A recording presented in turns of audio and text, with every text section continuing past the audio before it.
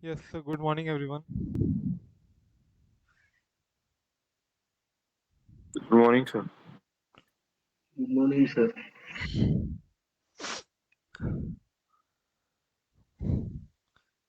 So, I have given you the homework lecture for today after this lecture that you will do. So, that is already long. ठीक है 3 घंटा approximately, it's close to 3 hours. So, we'll keep this session short and sweet. We'll let's just finish off with part 2, 3 and 4.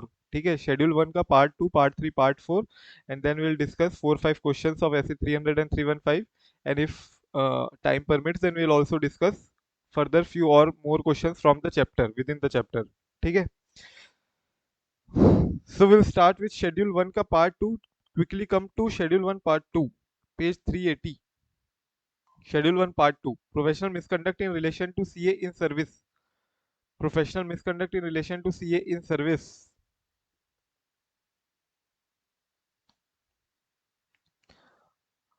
हम्म तो अभी तक अपन ने जो part 1 देखा था, शेड्यूल 1 का part 1, what we saw was with respect to what, professional misconduct in respect to CA in practice, मतलब सारे चार्टर्ड अकाउंटेंट इन प्रैक्टिस के लिए एप्लीकेबल था। पूरा का पूरा पार्ट 1 जो था वो schedule 1 part 1 is applicable for chartered accountant in practice. Now if you are a chartered accountant in employ, then also these two clauses will apply to you specifically under part 2 schedule 1, part 2 schedule 1, these two clauses will apply। एक बार quickly read करो और मुझे ये बताओ कि ये जो क्लॉज है ये अपन ऑलरेडी किए हुए हैं, ये तो क्लॉज तो अपन ऑलरेडी किए हुए हैं।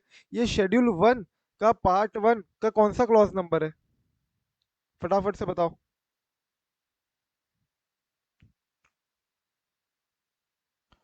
शेड्यूल 1 Sir, के पार्ट 1 का sir, two number. जो क्लॉज 1 है वो बोल रहे हो तुम, शेड्यूल 1 के पार्ट 1 का क्लॉज 2 है, राइट। जो अपन ने देखा था कि अगर तुम पे करते हो, अलाउ करते हो, या तुम एग्री भी कर लेते हो, पे की दूर की बात है, अगर तुम एग्री भी करते हो पे करने के लिए, कुछ भी अपने फीस में से शेयर या कमीशन ब्रोकरेज कुछ भी तुम पे करने के लिए अलाउ कर रहे हो, तो तुम गिल्टी हो जाओगे प्रोफेशनल मिसकंडक्ट के। सिमिलरली अगर तुम एम्प्लॉई हो, मान लो एम्प्लॉई, तुम अगर किसी और को कुछ सर्विस दिए हो और उसके बदले में मान के चलो तुम for for you getting employed you are taking, you are paying something, मतलब मान के चलो आज तुमको जॉब नहीं मिल रही है, तुमको जॉब मिल गई, इसके लिए तुमने किसी को कुछ कंसिडरेशन दिया, then this will not be allowed, this will be GPM under part 2 of schedule 1, GPM under part 2 of schedule 1, grossly professional misconduct. ठीक है तो मुझे बताओ, अगर आज चल के तुम्हारी मम्मी है मान लो एक बड़े कॉरपोरेशन में, एक बड़े कंपनी में है, और आज चल के तुम्हारी मम्मी तुम्हारी जॉब लगाती है वहां पे दूसरी कंपनी में, और तुम्हारी मम्मी अब तुम्हारे से सोने का कंगन मांग रही है, तुम उनको देते हो सोने का कंगन, तो क्या तुम गिल्टी होगे? क्या तुम गिल्टी होगे क्या?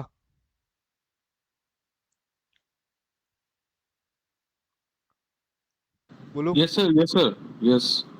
गिल्टी होऊंगा। लेकिन अगर मैं अपने मन से दे रहा हूँ, अपने तन मन से दे रहा हूँ, प्यार से दे रहा हूँ, ममता ममता भरे प्यार से दे रहा हूँ अगर मैं, तो भी क्या मैं गिल्टी होऊंगा? No, sir. उस केस में नहीं होंगे sir. सो यही है यहाँ पे, नो रिस्ट्रिक्शन। अगर तुम कमिटमेंट शेयर कुछ कर रहे हो अपने रिलेटिव के साथ, डिपेंडेंट फ्रेंड एक्सेट्रा के साथ, अगर there is no relationship in procuring और retaining the job and payment is not a consideration for job procurement, अगर वो कंसिडरेशन उसके लिए नहीं है, तुम अपने प्यार से दे रहे हो अगर, तो then that will not be coming under clause 1 of part 2 of schedule 1। Similarly part 2 उसका उल्टा, पार्ट क्लॉज 2 जो है वो उसका उल्टा, जो कि अपने रिजेंबल करता है किससे, शेड्यूल 1 पार्ट 1 क्लॉज 3 से।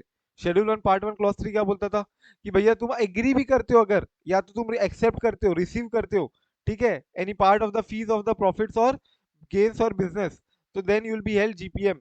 सिमिलरली यहाँ पे तुम अगर एग्री भी कर रहे हो या एक्सेप्ट कर रहे हो कुछ भी, अगर पार्ट ऑफ फीस या प्रॉफिट फ्रॉम अ लॉयर या from a chartered accountant or a broker engaged by such company, firm or person or agent or customer of such company, firm or person by way of commission or gratification, by way of commission or gratification, मतलब तुम commission के रूप में कुछ तुमने किसी को work दिया और तुम उसके लिए तुम अब कमीशन ले रहे हो, उससे कमीशन मांग रहे हो, तो ये सीए इन एम्प्लॉई है, सीए इन एम्प्लॉई। ठीक है, एम्प्लॉय चार्टर्ड अकाउंटेंट अगर कोई दूसरे चार्टर्ड अकाउंटेंट को मान लो कुछ कुछ सर्विस प्रोवाइड कर रहा है, सर्विस प्रोवाइड नहीं कर रहा है मतलब इन द सेंस कुछ उसके फायदे के लिए लेके आ रहा है और उसके लिए वो कमीशन मांग रहा है, अगर कुछ भी चीज उसके फायदे के लिए कर रहा है वो और उसके लिए उससे कमीशन मांग रहा है, ग्रेटिफिकेशन मांग रहा है, then employ chartered accountant will be held GPM. भले ही वो किसी से भी मांगे, वो लॉयर से मांगे, वो चार्टर्ड अकाउंटेंट से मांगे, या किसी उसने ब्रोकर को एंगेज किया था और वो ब्रोकर ने उसने ब्रोकर को काम दिलवा दिया या ब्रोकर ने उसको काम दिलवा दिया, ब्रोकर से वो अब फी एक्सेप्ट कर रहे हैं, कुछ पार्ट ऑफ द फी या पार्ट ऑफ प्रॉफिट या part of profits and gains. So in that case, they will be held guilty under clause 2 of part 1 of schedule 1। ठीक है, तो मान के चलो ये मतलब जो लॉयर है या जो चार्टर्ड अकाउंटेंट है या जो ब्रोकर है, ये कहाँ के है? ये वही कंपनी के है जो कंपनी ने तुमको एम्प्लॉय किया है। ये वही कंपनी के मानो जो कंपनी ने तुमको एम्प्लॉय किया हुआ है। समझ में आ रहा है? ये कंपनी मान लो या चार्टर्ड अकाउंटेंसी की फर्म मान लो या तुम्हारा कोई दूसरे पर्सन सोल प्रोप्राइटर जिसने तुमको हायर किया, मतलब मैं वहां का एम्प्लॉय चार्टर्ड अकाउंटेंट हूँ, मैं वहां का एम्प्लॉय चार्टर्ड अकाउंटेंट हूँ, और अब वहां का जो लॉयर है, वहां का जो सीए है या वहां का जो ब्रोकर है, मैं उससे कुछ ले रहा हूँ, मैं उससे कुछ ले रहा हूँ, तो इन that case I will be held GPM. कुछ मतलब कमीशन या ग्रेटिफिकेशन ले रहा हूँ, कमीशन या ग्रेटिफिकेशन ले रहा हूँ। हो सकता है मान के चलो एग्जाम्पल कि ये कंपनी में मैंने किसी लॉयर को काम दिलवा दिया, ये कंपनी को कोई कोई सर्विसेज थी, कोई सर्विसेज की जरूरत थी, लॉयर सर्विसेज की जरूरत थी टू दिस कंपनी, जिस कंपनी में मैं एम्प्लॉय था, कंपनी ए में मैं एम्प्लॉय था, और वो कंपनी ऑलरेडी लिटिगेशन लॉज में लड़ रही थी, and they needed a good lawyer, and therefore I referred a lawyer to this company है। अब लॉयर ने out of gratification, out of commission बोला कि भैया चलो बढ़िया, तुमने मेरी साल भर की 25 लाख की फीस तो बढ़िया सेट करवा दी। तो लॉयर ने out of commission gratification employ chartered accountant, क्योंकि रेफरेंस किसने दिलवाया? एम्प्लॉय चार्टर्ड, मैं वहां का एम्प्लॉय था, मैंने ही तो रेफरेंस दिया कंपनी को, बोला कि यार लॉयर, ये वाले लॉयर को अप्रोच करो, रीच आउट करो। So then lawyer out of gratification या आउट ऑफ कमीशन मुझे कुछ भी देता है, एंड इफ आई एक्सेप्ट और agree to accept any part of the fees या प्रॉफिट्स और gains, then I will be held guilty of professional misconduct. Clear है क्या? नीचे का एक बार क्वेश्चन देख लो फटाफट से, क्रिस्टल क्लियर हो जाना चाहिए। नीचे का एक बार क्वेश्चन देख लो, he the chartered accountant is also COP, मतलब प्रैक्टिसिंग चार्टर्ड अकाउंटेंट भी है, and is also in employment, मतलब एम्प्लॉय सीए भी है। इंपॉर्टेंट, उसने रिकमेंड किया पर्टिकुलर लॉयर को अपने एम्प्लॉयर को, मतलब जिस कंपनी में उसने मतलब जिस कंपनी में वो जॉब कर रहा था, उसका जो एम्प्लॉयर था उसको लॉयर की जरूरत थी, उसने रेकमेंड किया, रेफर किया वो लॉयर को, and therefore the lawyer out of the professional fee जो भी उसको मिल रही है, वो उसने कुछ फी किसको दे दी? मिस्टर सी को। तो just like our case, he will be held GPM. Who he? Mr. C, chartered accountant, will be held GPM। एक बार क्विकली आंसर देख लो।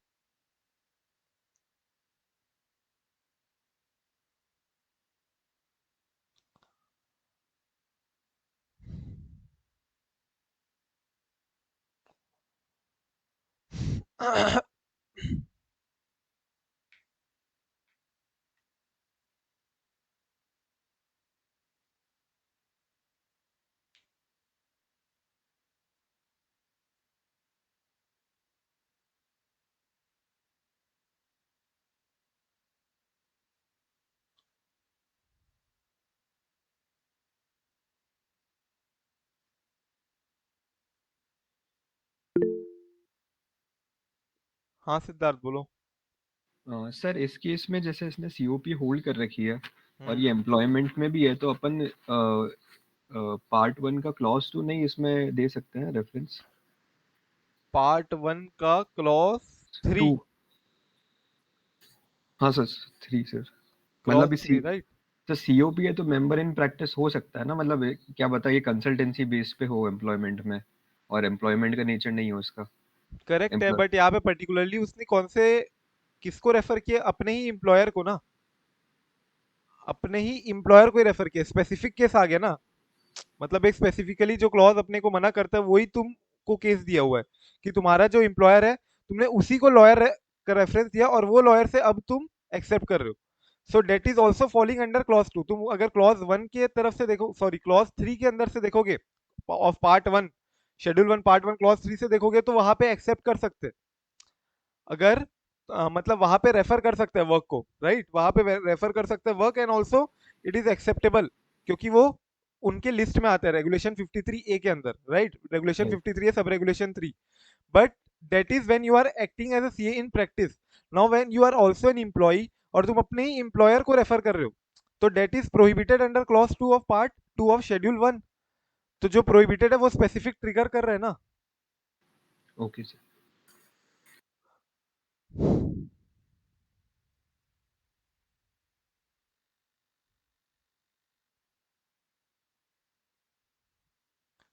चलिए आगे बढ़े। पार्ट 3 शेड्यूल 1 पार्ट 3 में देखो, ये है क्या, professional misconduct in relation to members generally. Generally अब बोले तो मतलब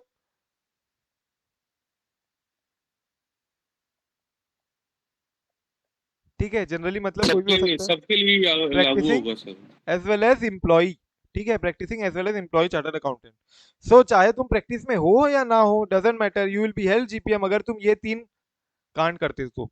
क्या क्या?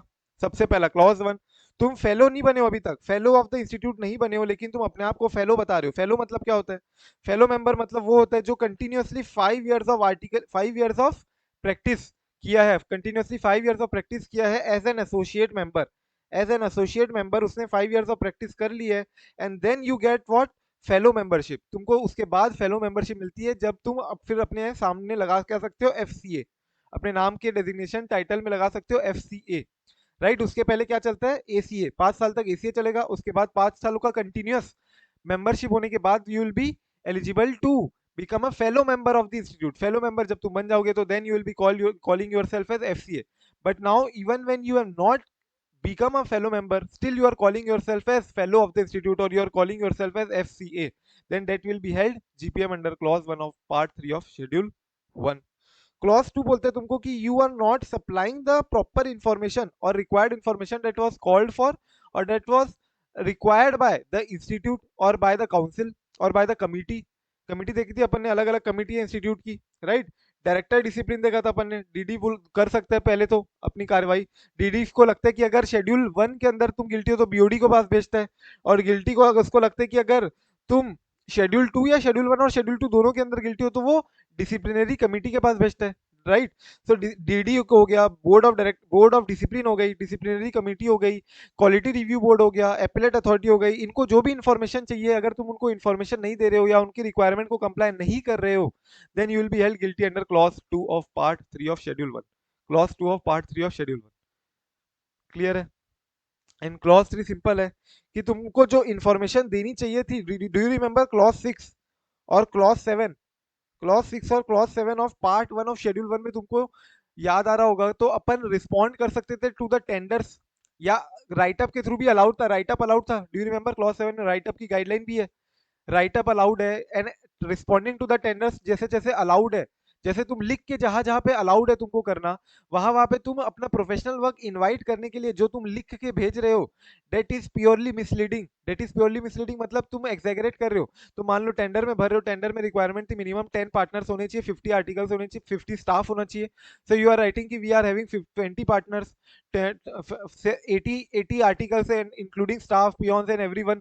सो ऐसे तुम अपना एग्जैगरेट कर रहे हो या तुम रॉन्ग इन्फॉर्मेशन दे रहे हो, false information दे रहे हो, and you know that it is false, you know that it is false, then while inviting professional work from another chartered accountant, or while responding to tenders, or while inquiring, or while advertising through a write up or anything as provided for in item clause 6 और 7, जैसा जैसा जिसको जो भी तुमको allowed है clause 6 और 7 के अंदर, लेकिन तुम वहां पे इंफॉर्मेशन जो तुम दे रहे हो वो तुम false इंफॉर्मेशन दे रहे हो, and knowing it to be false, knowing it to be false, you are giving false information knowing it to be false, gives information and you know that this is false information, but still you give so because you want to acquire that tender। तुमको CA से काम चाहिए, तुमको tender accept करवाना है, या तुमको inquiry जो भी है एडवर्टाइजमेंट की राइटअप वगैरह के लिए तो तुमको सर्विस वगैरह देनी है।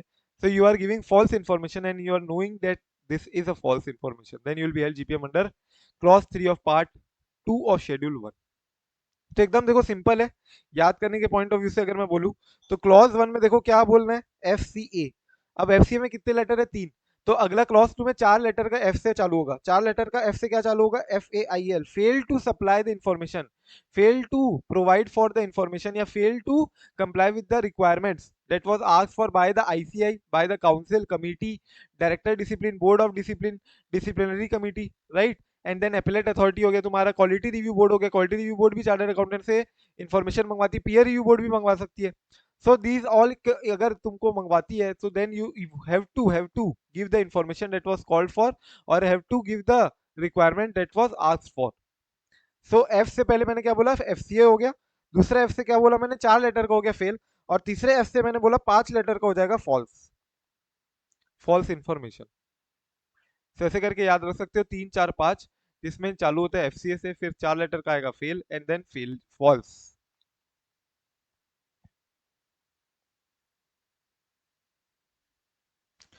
क्वेश्चन देख लो एक बार क्विकली फटाक से। While applying for COP did not fill in columns while soliciting information about his engagement in another business. मतलब वो और दूसरे बिजनेस में इन्वॉल्व है, ठीक है, वो और कोई दूसरे बिजनेस में इन्वॉल्व है, बट उसने वो बिजनेस के बारे में नहीं बताया। Did not fill in columns which solicit which requires you to fill in about your business detail और any other engagement occupation details. तो तुम जब COP फाइल करते हो after you clear the chartered accountants form 3 है, I don't remember exactly, but form 3 था जितना मुझे याद है COP फाइल करने के लिए। So when you file for COP you need to mention about your other engagement, other occupation, और तुम्हारे पास और क्या क्या चीजें, degree and qualification, everything that you will have to mention. So in that case you are already engaged in another occupation, then you should have filled that column, but you did not.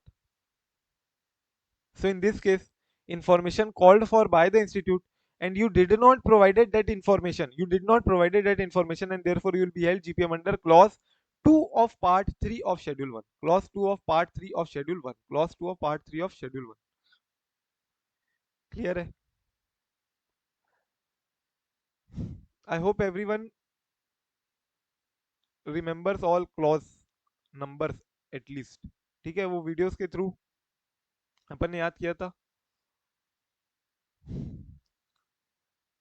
Second question देखो, ICAI required all firms having network relationship need to furnish the information online within stipulated time, और तुम again you fail to respond. तुमको network, तुम जिस network के अंदर हो, तुम्हारी जो जो रिलेशनशिप है, तुम्हारी जो जो नेटवर्क फर्म से, वो तुम्हारे से इंफॉर्मेशन मंगवाई थी ICAI ने, but the firm did not respond, then the firm will be held GPM under again clause 2 of part 3 of schedule 1, clause 2 of part 3 of schedule 1। Clear है?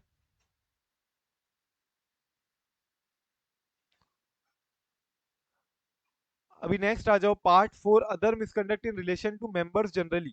अदर मिसकंडक्ट, ये मतलब these are not professional misconduct I would say, but rather these are like residual misconduct, whatever we find that does not fall specifically under schedule 1 का part 1 2 3। schedule 1 के part 1 2 3 में अगर fall नहीं हो रहा है, then that will fall under part 4, that will fall under part 4 other misconduct in relation to members generally. Other misconduct in relation to members generally, तुम और भी कोई भी मिसकंडक्ट करते हो तो तुम आ जाओगे पार्ट 4 में। उसके अंदर दो क्लॉज है, जैसे तुमने शेड्यूल 2 के अंदर देखा होगा, उसके अंदर एक ही क्लॉज था। सो वो जो क्लॉज था वो रिजेंबल करते तुम्हारे क्लॉज 2 से, वहां पे मोर देन 6 मंथ है, यहाँ पे लेस देन 6 मंथ है। लेकिन ये जो क्लॉज 1 है, दैट सेज, सॉरी, वो रिजेंबल करते तुम्हारे क्लॉज 1 से, शेड्यूल 2 का पार्ट 3 जो है, मैं यहाँ पे लिख देता हूँ एक बार, शेड्यूल 2 पार्ट 3 में एक ही क्लॉज है, therefore we don't say like clause 1, ठीक है। शेड्यूल 2 का पार्ट 3 का जो क्लॉज है, वो बोलता है कि अगर तुम गिल्टी होते हो, कोई भी ऑफेंस या क्रिमिनल कोर्ट तुमको कोई भी गिल्टी करार करता है, and you are punishable with an offence and imprisonment that is being held is less than 6 month, तो तुम यहाँ पे आओगे, और अगर मोर देन 6 मंथ है तो तुम आओगे शेड्यूल 2 के पार्ट 3 में। अगर मोर देन 6 मंथ है तो तुम आओगे शेड्यूल 2 के पार्ट 3 में। क्लियर है? मतलब कि अगर तुम गिल्टी पाए जा रहे हो बाय एनी सिविल कोर्ट या by criminal court for an offence which is punishable with imprisonment, और तुमको जेल हो रही है फॉर लेस देन 6 मंथ, या फिर अप टू 6 मंथ बोल सकते हो, अप टू 6 मंथ, तो तुम आ जाओगे clause 1 of part 4 of schedule 1। और अगर तुम मोर देन 6 मंथ में के लिए इम्प्रिजनमेंट हो रहे हो, तो then you will be held GPM under schedule 2 part 3, schedule 2 part 3। Clear है? एंड लास्टली शेड्यूल 2 का पार्ट, शेड्यूल 1 का पार्ट 4 का clause 2, interesting clause which generally is the focus of the examiner also. अगर वो बाकी कहीं और से पूछ रहे हैं, they are not asking from schedule 1 का पार्ट 1, तो शेड्यूल 1 के पार्ट 1 के बाद वो सीधा आएगा पार्ट 4 क्लॉज 2। शेड्यूल 1 के बाद सीधा आएगा वो पार्ट 1 के बाद सीधा आएगा neither part 2 nor part 3, but rather सीधा आएगा वो पार्ट 4 के क्लॉज 2 में, क्योंकि ये बड़ा क्लॉज है थोड़ा, नॉट एट सच बड़ा, बट रेसिडुअल और जितने भी पॉइंट्स आते हैं वो तुम यहाँ पे डाल सकते हो। एंड पर्टिकुलरली जितने एग्जाम्पल है वो तुमको पता होने चाहिए कि ये एग्जाम्पल है, एग्जाम्पल से ही आते हैं क्वेश्चन, वही एग्जाम्पल से स्ट्रेट फॉरवर्ड क्वेश्चन आएगा। तो यहाँ पे ये बोलता है कि in the opinion of the council, council को लग रहा है कि तुम डिसरेप्यूट पहुंचा रहे हो अगर आईसीआई को या प्रोफेशन को, तुम अगर डिसरेप्यूट पहुंचा रहे हो अगर आईसीआई को या इंस्टीट्यूट को as a result of his action, whether or not related to his professional work, whether or not related to his professional work, then you will be held GPM under clause 2 of part 4 of schedule 1, clause 2 of part 4 of schedule 1। तो तुम्हारे professional work से related हो या ना हो, तुम personal काम में भी अगर कुछ ऐसा कांड कर रहे हो जिसके कारण आईसीआई के ठीक है, आईसीआई के रेपुटेशन को आंच आ रही है, then you will be held GPM under clause 2 of part 4 of schedule 1।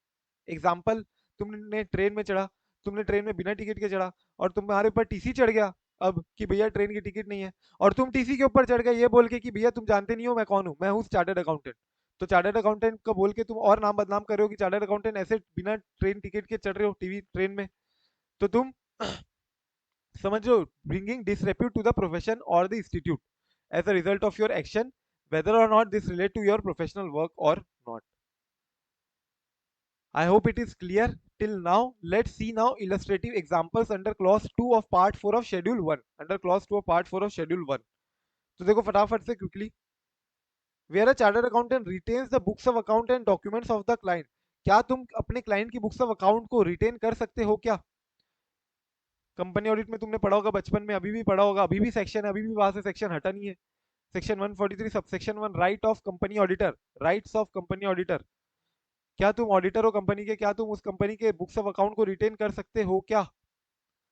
नहीं कर सकते। इंस्टीट्यूट बोलते हैं ये सब चिंदी चमारी वाले काम मत करो, तुमको अगर फीस नहीं दे रहा है तो तुम पहले, तुम्हारा राइट था कंपनीज एक्ट में, ठीक है समझ में आ गया मुझे कि तुमको फीस नहीं दे रहा है तो तुम बुक्स को रख रहे हो, बुक्स रख के क्या मिलेगा? ये सब बुक्स को क्या रद्दी में बेचोगे? नहीं, उससे कुछ नहीं होने वाला।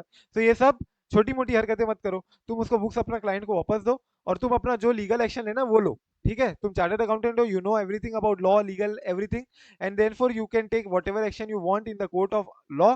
ये सब ऐसा मतलब वो वसूली भाई वाली हरकतें मत करो कि मैं ये नहीं दूंगा तुमको, वो नहीं दूंगा, ठीक है? You can not retain the books of account, only on the work done by him he can retain, not now. Raghav वो भी नहीं कर सकता, ठीक है?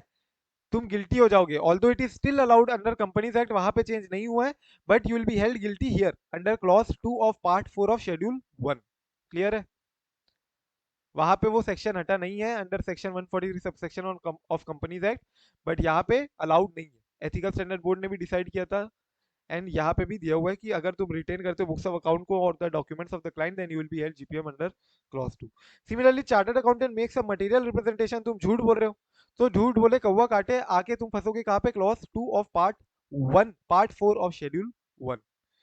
इसके अलावा तुम chartered accountant uses the service of article या audit assistant for any purpose other than तुम्हारा ऑफिस का पर्पस, मतलब तुम उससे झाड़ू लगा रहे हो, तुम उससे सब्जी बुलवा रहे हो, तुम्हारी वाइफ को कार की चाबी भिजवानी है तो कार की चाबी भिजवा रहे हो, तो तुम उससे आर्टिकल से कुछ भी कुछ काम करवाओगे तो यहाँ पे गिल्टी हो जाएगा। अगर आर्टिकल तुम्हारी कंप्लेन कर देगा तो, आर्टिकल कंप्लेन कर देगा तो सीधा तुम यहाँ पे गिल्टी हो जाओगे under clause 2 of part 1 of schedule, part 4 of schedule 1।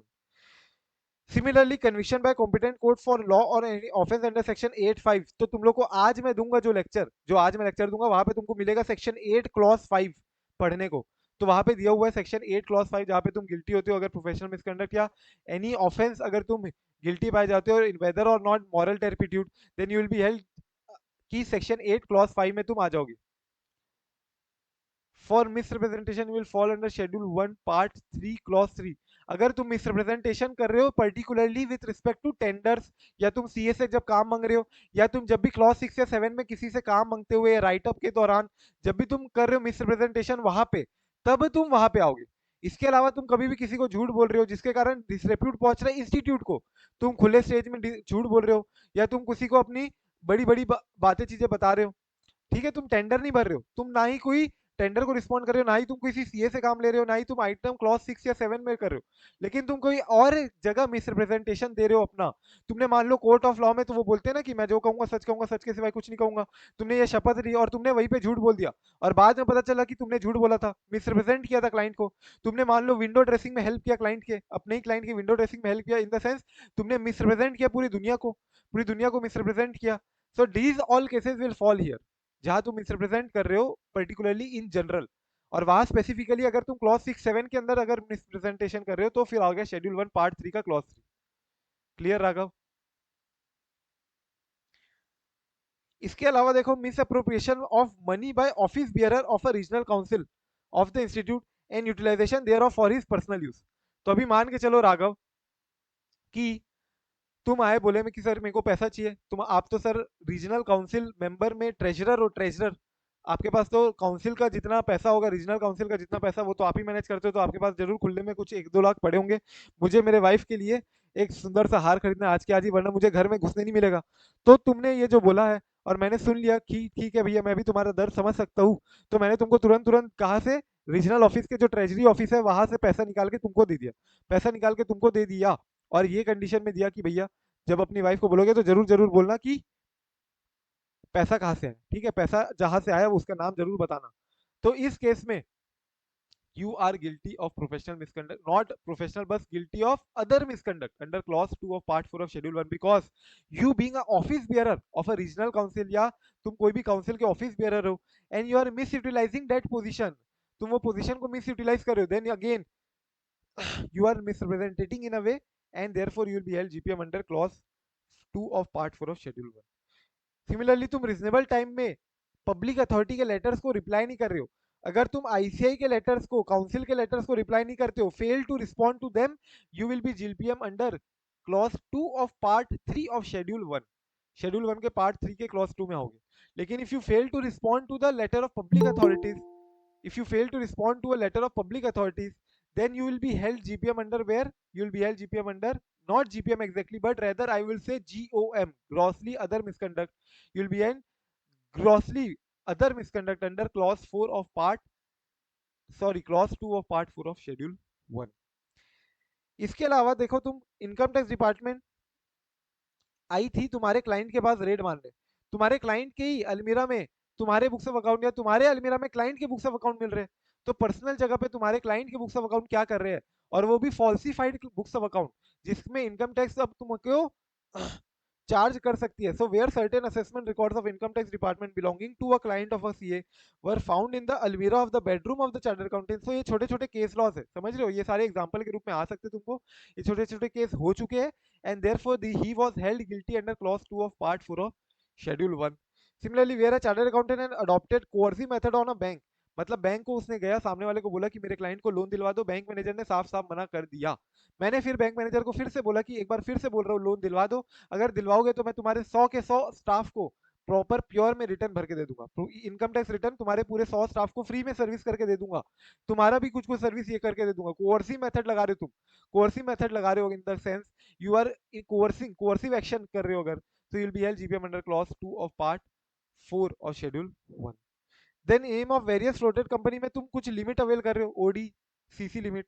Similarly तुमने तुम्हारा नाम रजिस्टर ऑफ मेंबर से रिमूव कर दिया गया, तो भी तुम अभी भी एज अ मेंबर ट्रीट होके तुम ऑडिट कर रहे हो, रिपोर्ट फाइल कर रहे हो, रिपोर्ट साइन कर रहे हो, ऑडिट साइन कर रहे हो, ऑडिट रिपोर्ट साइन कर रहे हो, जबकि तुम्हारा रजिस्टर ऑफ मेंबर से नाम हट गया।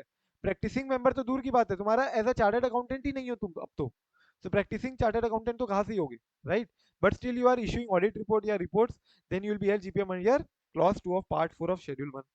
तुम वेरीफाई कर रहे हो फॉर्म 32 आईएनसी, फॉर्म 32 आईएनसी, ये सब फॉर्म को वेरीफाई कर रहे हो, so then again you will be held GPM, sorry GOM. And lastly full payment of fees refuse to complete the work of tax audit, मतलब क्लाइंट ने तुमको payment कर दिया है, बट क्लाइंट ने तुमको पेमेंट कर दिया है but still you refuse to complete the work of the tax audit, you refuse to complete the work of the tax audit, मतलब तुम बोल रहे हो कि जो करना कर ले, मैं तो काम नहीं करूंगा, तो यहाँ पे गुंडागिरी पे आ चुके हो तुम। So again you will be held GOM under clause 2 of part 4 of schedule 1। grossly other misconduct में आ जाओगे तुम, अगर तुम काम करने से ही मना कर देते हो, और अगर तुम काम टाइम पे नहीं करके देते हो ना, तो तुम कहाँ पे आते हो, शेड्यूल 2 के पार्ट 1 के क्लॉज 7 के अंदर। ये तुमने पढ़ा होगा कि हमने return tax audit return delay कर दिया था, sorry not return tax audit report जो है वो हमने फाइल डिले कर दी, हमने टाइम से करके नहीं दिया, हमने विद इन स्टिपुलेटेड टाइम अगर कंप्लीट करके नहीं देते अपना audit report, then we will be held guilty of grossly professional misconduct under schedule 2 का पार्ट 1 का क्लॉज 7। और अगर तुम रिपोर्ट साइन ही नहीं करोगे, गुंडागिरी पे आ चुके हो, तो यहाँ पे आ जाओगे। क्लियर है? एक बार क्वेश्चन देख लो, ये क्वेश्चन में बोलते हैं कि तुमने चेक इशू किया था लेकिन चेक डिसऑनर हो गया due to insufficiency of fund. तो इनसफिशिएंसी ऑफ फंड के कारण अगर चेक डिसऑनर होता है तो तुम अगेन क्लॉज 2 में आते हो ऑफ पार्ट 4 ऑफ शेड्यूल 1।